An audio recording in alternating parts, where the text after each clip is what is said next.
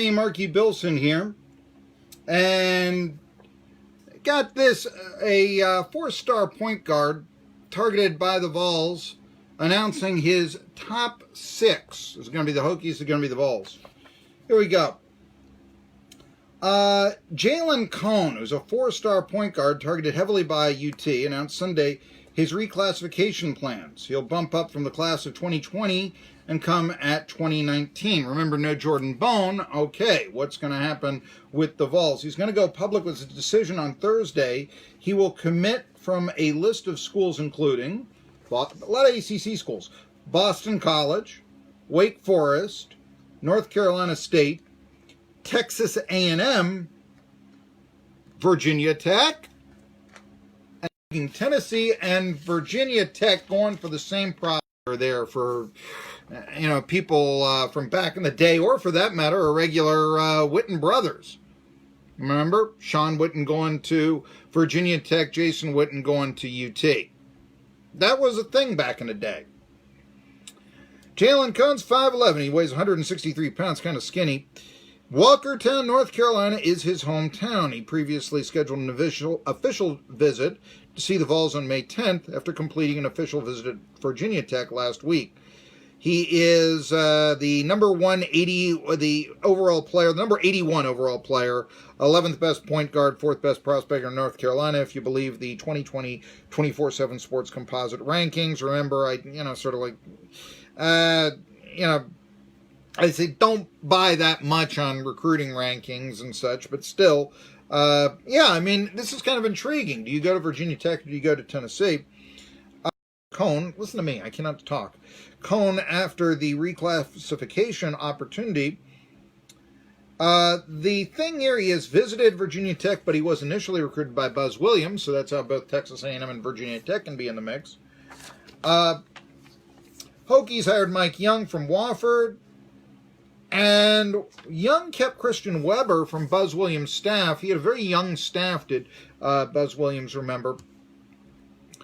And so the reason there is that he thought enough of Cone that since it was Webster who was primarily recruiting him, he wanted Cone to come to Blacksburg.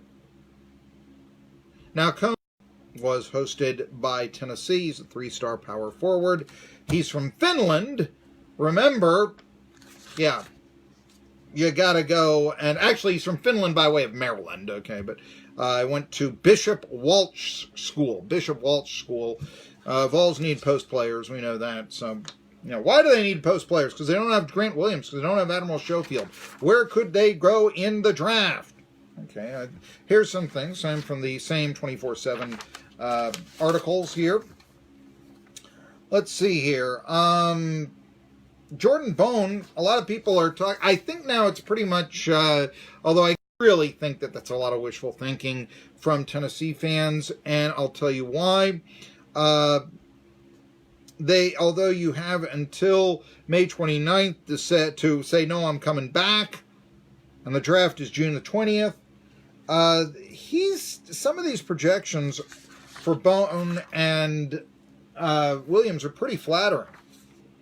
Give you this. Grant Williams, 24th best prospect available, 8th best power forward, according to ESPN. Why wouldn't you take the money now? I mean, Jerome Rodriguez is taking the money now. Why wouldn't Williams get all the money? And I mean, that's what we presume to be, at best, G if you're Grant Williams. I, by the way, have no idea what his romantic life is. It's just a phrase, okay? Anyway. It's not the most confident outside shooter, maybe Williams, according to ESPN. However, if you are ranked as a 24th best player, you'd go in the first round of the NBA draft. Why would you not go in the first round of the NBA draft? I mean, Peyton Manning was a rare exception, folks. He had a family of wealth, and he also was a god here. And he knew that he was never gonna be loved as much, and I say that in Denver and Indianapolis too. He's Peyton Manning. Nobody talks about the interception he threw in a Super Bowl now. Neil O'Donnell wishes they said the same things about him. The Athletic has Grant Williams as number 27, and they have the Brooklyn Nets taking him in the first round. Intriguing. Sports Illustrated doesn't think as high of Williams, perhaps because they don't like his outside shooting, but still, he's their 37th best prospect. Okay. Also, Sports Illustrated has Jordan Bone as their 54th best prospect. Now, if that holds true, that means that Bone, why would you then return to college if I can get second-round money in the NBA? NBADraft.net has Williams as the 34th. Say Williams is considered to be a late first-round to early second-round pick by most scouts. If Williams can prove at workouts and the combine that he can take players off the dribble and that his jump shot is fluid enough, remember what I said about outside shooting, he should be able to sneak into the first round. All right. By the way, this site, NBADraft.net, has Schofield as the 36th overall pick and staying close to home.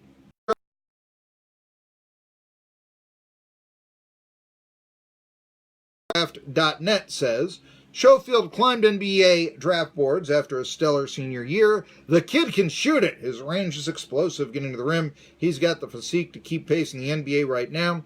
Also seems to be a great kid on top of being a very talented basketball player. Kudos to Rick Barnes. He could become a millionaire. NBCSports.com has Williams as the 25th overall pick going to the Portland Trail Blazers. They had... Okay.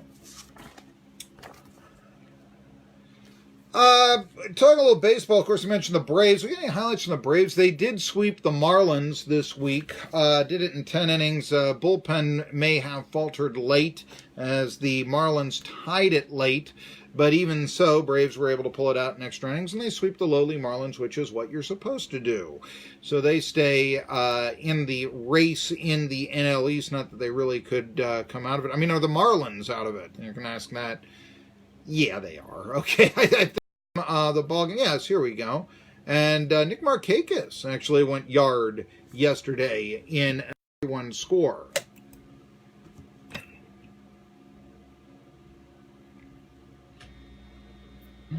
And it's hit high in the air to deep right field.